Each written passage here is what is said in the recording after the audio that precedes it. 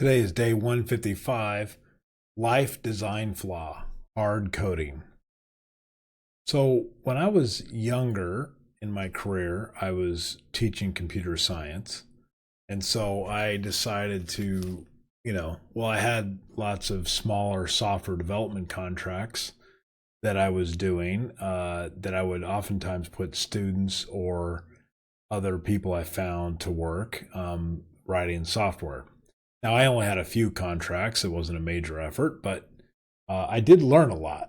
So I thought I would talk about a little bit about one of the life lessons I learned in my early days of managing software developers.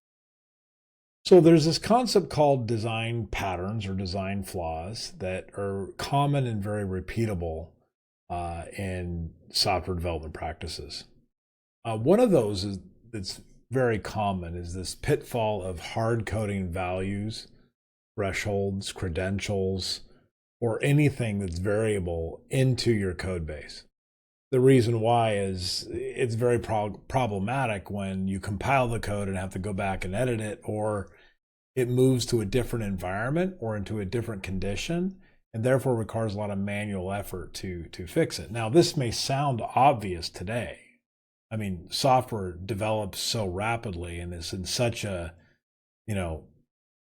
heterogeneous environment on the cloud or whatever. So this is obvious, but from an historical perspective, this wasn't always so obvious. I mean, I remember doing some consulting work for clients when I was younger, and inevitably you would find hard-coded values somewhere in software that was causing a particular problem or a potential challenge.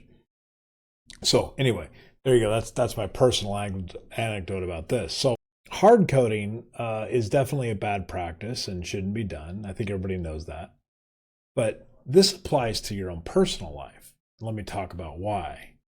I realized recently after my wife asked me to do something for her, and I had to go do it, and I had to remember what it was that I did. So it was a service that we had, and I had to go find the username and password. I had to find the website. I didn't even remember the website. So it took me a long time to figure this out. And I finally went in there and I had to repeat all the work I had done because I could not remember what email address I used.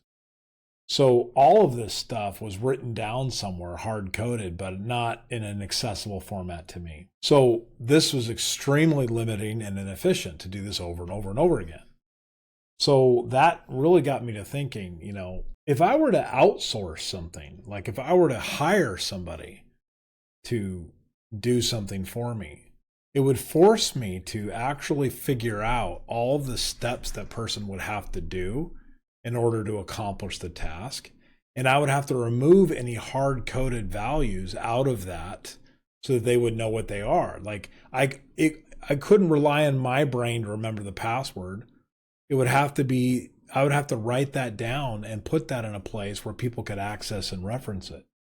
So I started thinking through all my daily and weekly tasks. How many of them could actually be outsourced if I wanted to?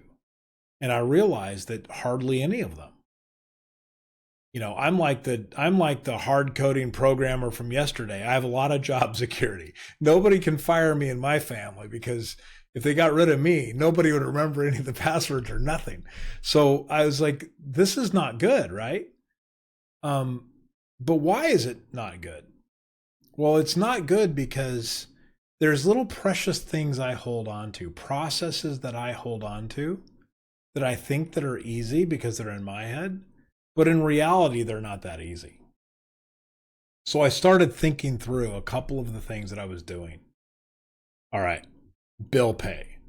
So I've gotten bill pay pretty automated, but it's still manual for me to do.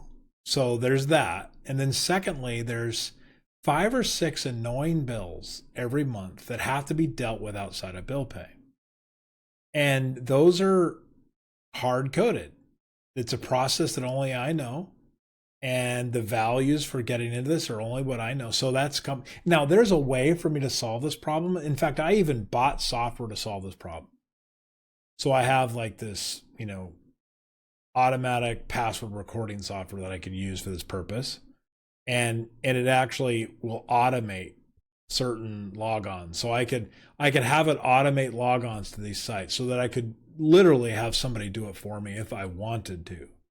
But no, instead, what I do is I manually go through it every month. And I remember it takes me probably about 30, 40 minutes to do these every month, right? But because I haven't sat down, so I decided, you know what, I'm going to do it. I'm going to treat this like it was going to be outsourced to somebody. So I sat down and I figured it out. How could I outsource these 5 tasks every month to somebody else if I wanted to? What would I have to do to remove any variability out of it? And I finally figured out a way to do it. It wasn't that hard. It took me about an hour of work. And now those 5 tasks take me about 5 minutes to do every month. I can get done with them in 5 minutes. So I just reduced, just look at the math. What was taking me 30 minutes every month to do, which by the way, I would always procrastinate and never do. But now what was taking me, now it takes me 5 minutes to do. So I significantly decreased my workload, right? Just simply by visualizing how could I deal with it as an outsourcing basis. So my encouragement then is to treat your personal task management, your personal goals, as a shift towards outsourcing.